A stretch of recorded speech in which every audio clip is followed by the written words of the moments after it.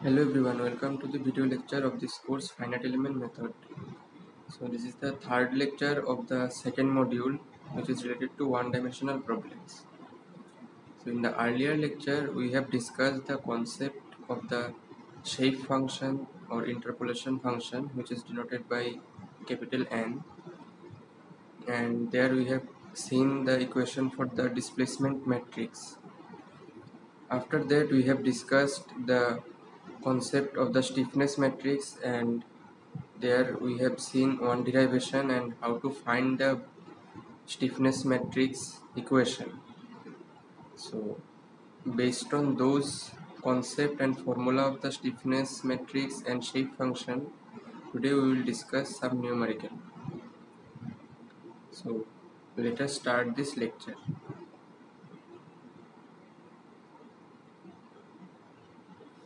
And before going into the discussion of the numericals, we need to know some more formula regarding the stiffness matrix and shape function. So first we will discuss the derivation of stiffness matrix for one-dimensional linear bar element. So in this diagram you can see a bar element along with its two nodes are shown, and the nodal displacements at each element 1 and 2, these are denoted as u1 and e2, which are also known as the degrees of freedom. Now the formula for the stiffness matrix is the rho matrix of K. We have seen in the earlier lecture, it is integration over the volume B, then B transpose multiplied by D, again multiplied by B matrix dV. So this is the relation for the mathematical representation of the stiffness matrix. Now in case of one-dimensional bar element, the displacement function U, this is equals to n1 u1 plus n2 u2. So this derivation of the displacement function equation we have discussed in the earlier lecture. So where this n1, this is equals to L minus x by L, and this n2, this is equals to x by L. Now the strain displacement matrix, that is B matrix, this is equals to dn1 dx dn2 dx. Now if we do the differentiation of n1 and n2 with respect to x, then as you know n1 equals to L minus x by L, so that means dn1 dx, it will be minus 1 by L, and n2 equals to x by L, so that means dn2 dx, it will be only 1 by L. If we put those values of dn1 dx and dn2 dx here in the representation of strain displacement matrix, then we will get the equation number 2.31, where the mathematical representation of the rho matrix B, this is equals to minus 1 by L to 1 by L in the matrix.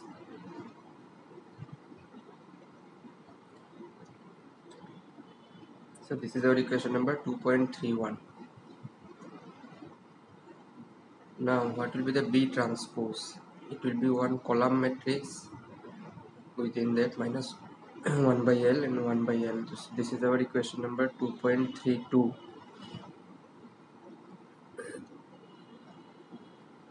Now in case of one-dimensional problems, the rho matrix of D, this is equals to the Young's modulus, that is the rho matrix of E. So this consideration we have discussed in the earlier lecture. Now if you substitute the B matrix, then B transpose matrix and the D matrix values in the stiffness matrix equation, and within the limit 0 to L, because that limit is only applicable in case of the considered bar element. because its length is L only, we have considered.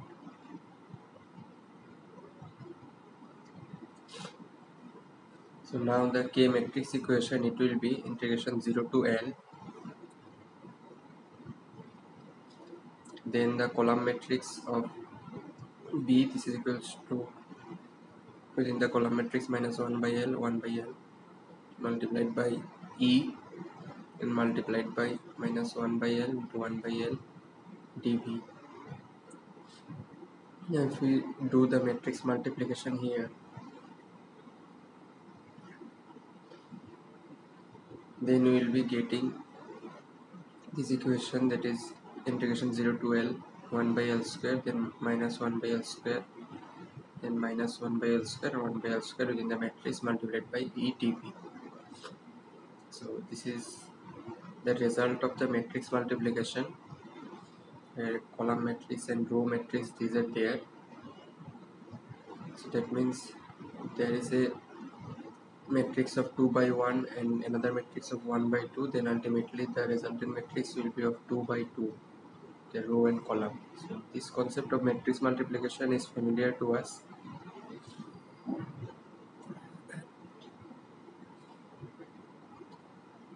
Now this dV, it can be represented as A into dx. So that means what? We can take that A and E out of the integration, and the integration will be only for the dx and within the limit 0 to L. So that means it will be only x, and the limit 0 and L we need to put there. So that means after several steps we will be getting this equation number 2.34, that is for the stiffness matrix representation. So it is AI by L 1 minus 1 minus 1 1. So this is the representation of the stiffness matrix for one-dimensional bar element, and this equation is very much important to solve different numericals based on this stiffness matrix concept. Now the properties of a stiffness matrix, these are satisfied because it is symmetric. The sum of the elements in any column, this is equals to 0.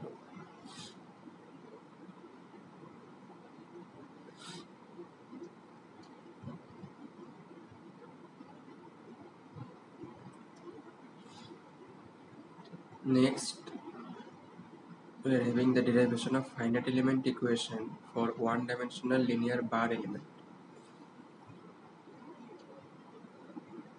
Now the general force equation for such cases, with the stiffness matrix, we have seen that the column matrix of F equals to the row matrix of K multiplied by again the column matrix of U. So that means the element force vector, this is equals to the stiffness matrix multiplied by the nodal displacement matrix. This is the equation number 2.35, which we have discussed in the earlier lecture. Now for one-dimensional bar element, the mathematical representation of stiffness matrix we have discussed just now, that is K equals to AI by L into multiplied by 1 minus 1 minus 1 1, that matrix, symmetric matrix. Now in case of a two-noded bar element, that element force matrix, force vector F equals to the column matrix of F1 F2 and the nodal displacement matrix U equals to U1 U2, that column matrix. Now if you put these values of F, U and K in the general force equation, that is equation number 2.35, then we will be getting the equation number 2.36, which is the column matrix F1 F2, this is equals to AI by L, then a symmetric matrix 1 minus 1 minus 1 1, multiplied by column matrix of u1 and u2, which is applicable for two noded bar element. So this mathematical representation, that is equation number 2.36, which is actually a finite element equation for one dimensional two noded bar element. This is very much important that we need to remember, and we will use this formula to solve the numericals based on this stiffness matrix concept.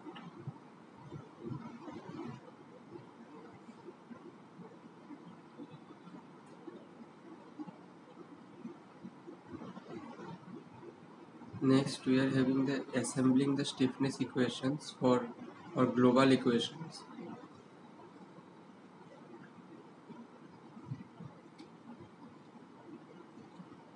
You can see here two different diagrams are given, figure 2.22a and 2.22b. So we have considered a bar which is shown here in figure 2.22a. Now this bar can be equally divided into four elements. So the elements are within the circle in the 2.22b, four different numbers within the circles we can see here. So this circular terminology, it represents the elements, and the five different nodes here you can see along the axis of the bar.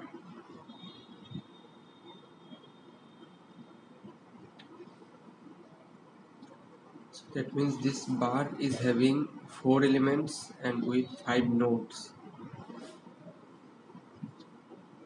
So in figure 2.22b we can see that the number with the circle, that denotes the elements, and without the circle the number denotes the nodes. Now for a two noded bar element, the finite element equation we have seen just now in the earlier page, in the earlier slide, that is this equation, this column matrix f1 f2 equals to ai by l to the symmetric matrix 1 minus 1 minus 1 1 multiplied by a column matrix u1 u2, that is the nodal displacement matrix.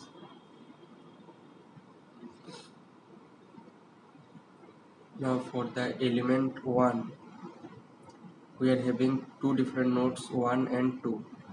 So that means the finite element equation for this element 1, it can be written like this, equation number 2.37.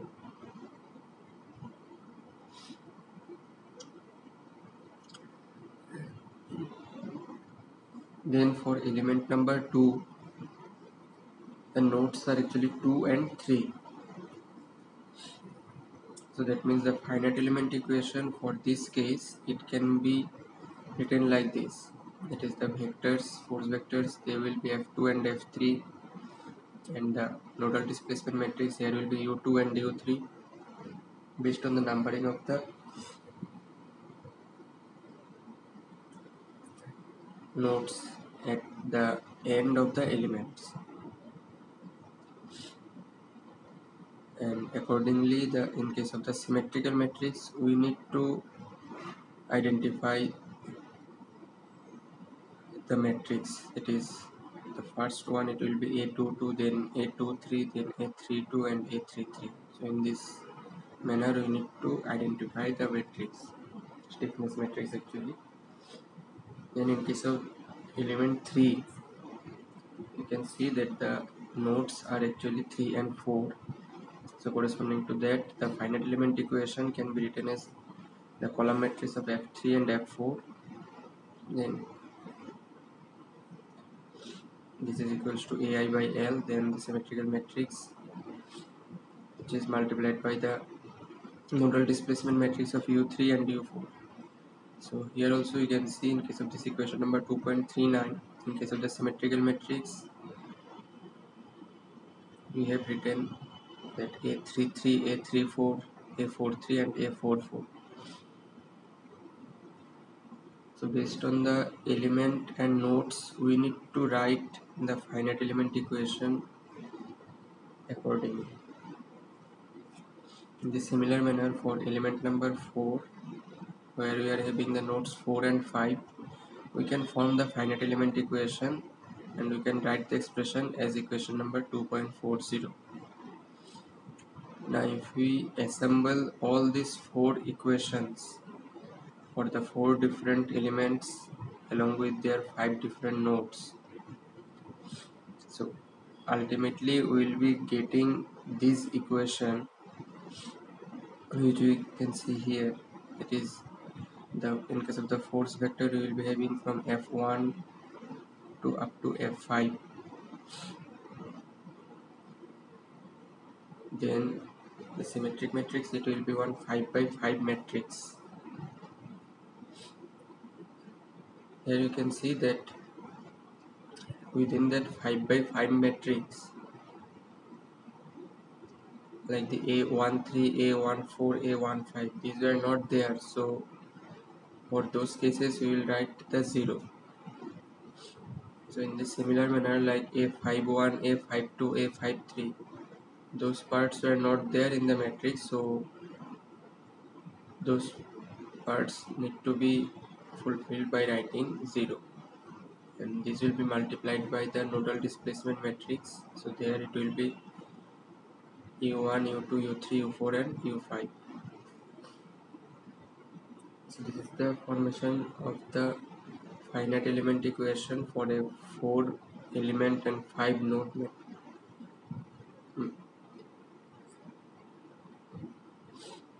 Now as the bar is having 5 nodes and each node has 1 degree of freedom, so the global stiffness matrix size, it will be 5 by 5. So that means the K global, that is the global stiffness matrix, it will be in this given form. It is a 5 by 5 matrix.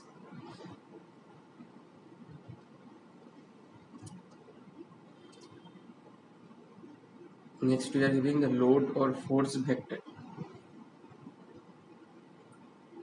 As given in the diagram, it is considered a vertically hanging bar of length L, uniform cross section capital A, density rho and Young's modulus capital E. The bar is subjected to its self weight, which is x suffix b. Now the element nodal force vector, it is represented as Fe. This is equal to integration transpose of the n matrix into xb.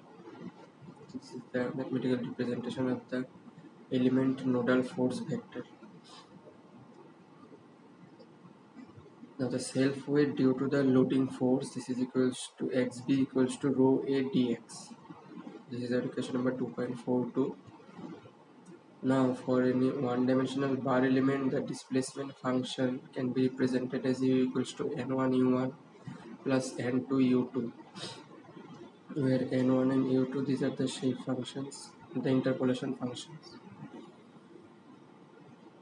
Now the formula for the n1, this is equals to L minus x by L, and for n2 this is equals to x by L.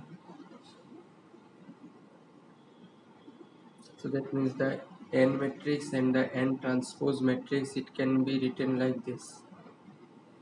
This is our equation number 2.43.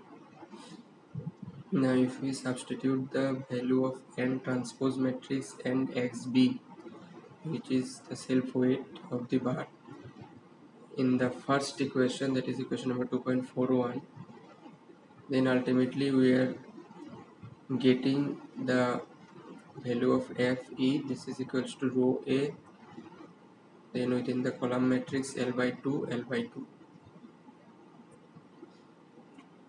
So this is the final mathematical representation of the force vector for this bar element, which is rho a L by 2, then a column matrix of 1 1. This is our equation number 2.44.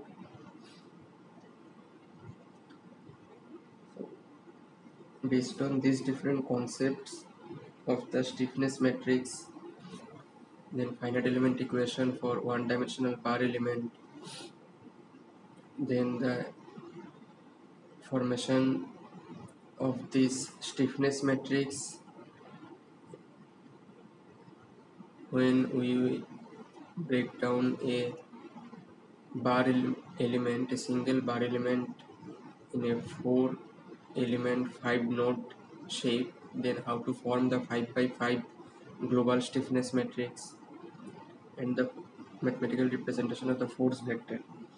So all these things we have discussed till now. So all those different formula we need to remember to solve the numericals. Now we will discuss the numericals based on these different concepts of the shape function and stiffness matrix. The first problem, it states that a two nodes trace element is shown in this diagram. The nodal displacements are given as u1, this is equals to 5 millimeter, and u2, this is equals to 8 millimeter. Now we need to calculate the displacement at x equals to L by 4, L by 3 and L by 2.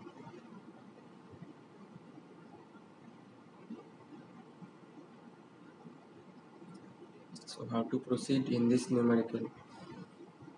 As we need to calculate the displacement for 3 different values of x. So that means first we need to write the formula of the displacement function, which is u. Now the displacement function for the two noded trace element, which is given here.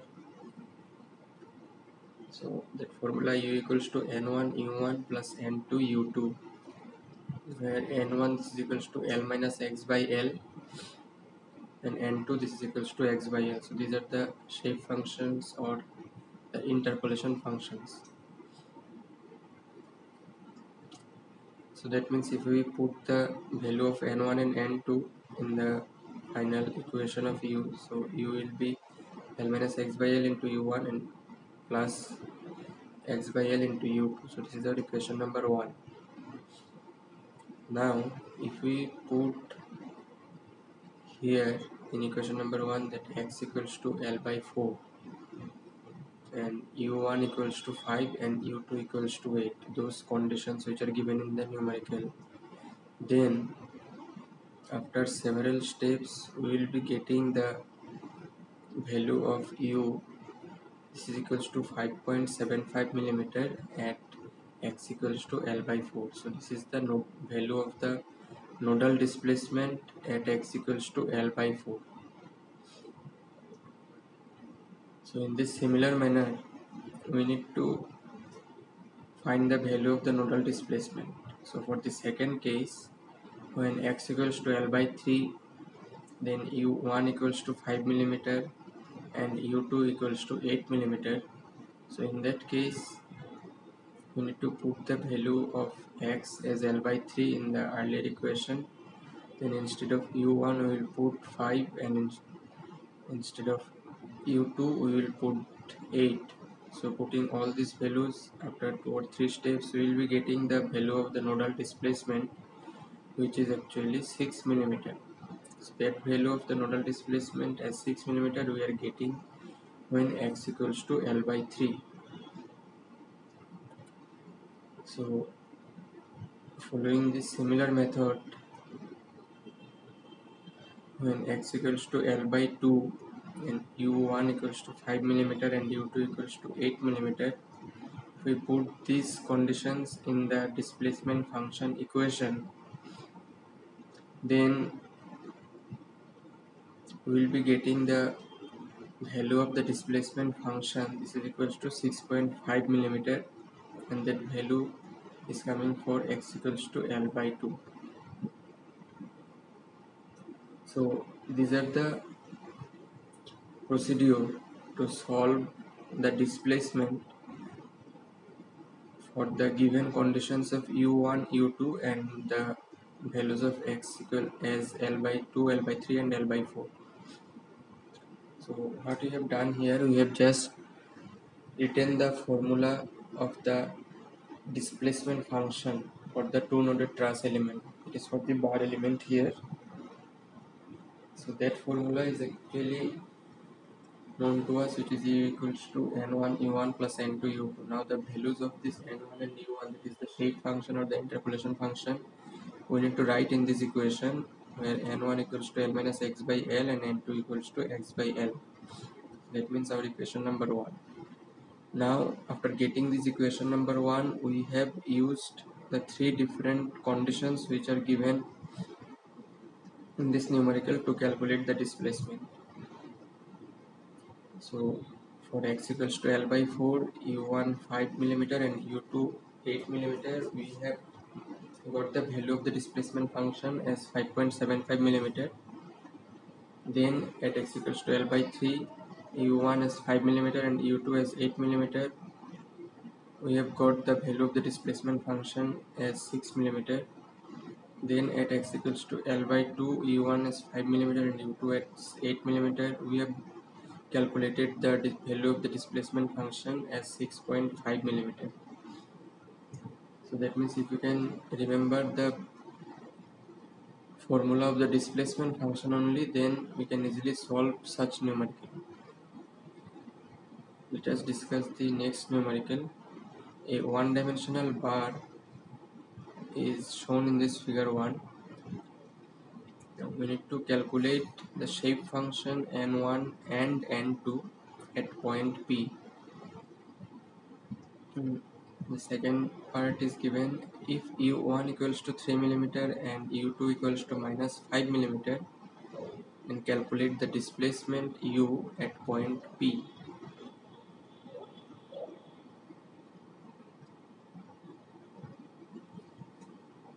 So let us first write what are the things given in this numerical. Here it is given x1 equals to 20 millimeter at node 1, at node 2 x2 equals to 36 millimeter, then u1, that is the nodal displacement at node 1, this is 3 millimeter, then the displacement at the node 2, this is equals to minus 5 millimeter, and the x equals to 24 millimeter.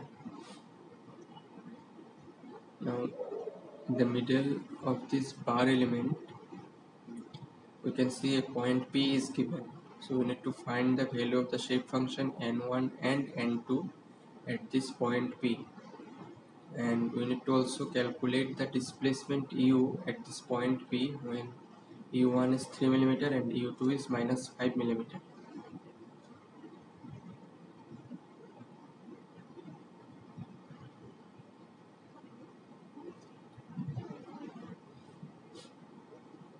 So first we need to find the actual length of the bar. So that means the actual length of the bar small l, this is equals to x2 minus x1. So that means we are getting the actual length of the bar, this is equals to 16 millimeter. Now the distance between point 1 and point P, which is within the bar element. So the distance between point 1 and point P, this is equals to 24 minus 20, so this is equals to 4 millimeter. So that means the displacement function for two noded bar element is given as u equals to n1 u1 plus n2 u2. Now if we put the value of the shape functions here, n1 and u1, n1 and n2 in this equation number 1, then n1 equals to l minus x by l and n2 equals to x by l. So that means we are getting the value of n1, this is equals to 0.75 millimeter, and n2, this is we are getting as 0.25 millimeter.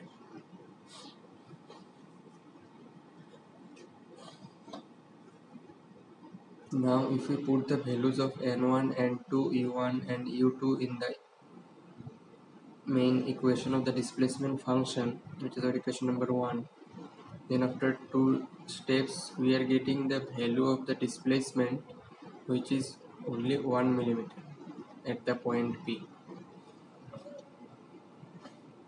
So this is the procedure here. We have only applied the equation of the displacement function, which is n1 u1 plus n2 u2. After that we have found the values of the shape functions, which are n1 and n2. After that we have entered the value of these shape functions in the final equation of the nodal displacement function. So this is the final result here. The value of n1 and n2, that means the shape functions, these are 0.75 millimeter and 0.25 millimeter, and the displacement u at point P, this is equals to 1 millimeter. So these are the things that we have discussed today: the formula of the finite element equation, then the mathematical representation of the load vector or the force vector is based on those equation of the nodal displacement function, which is u equals to n1 u1 plus n2 u2. We have discussed two different numericals. So this is the end of this lecture.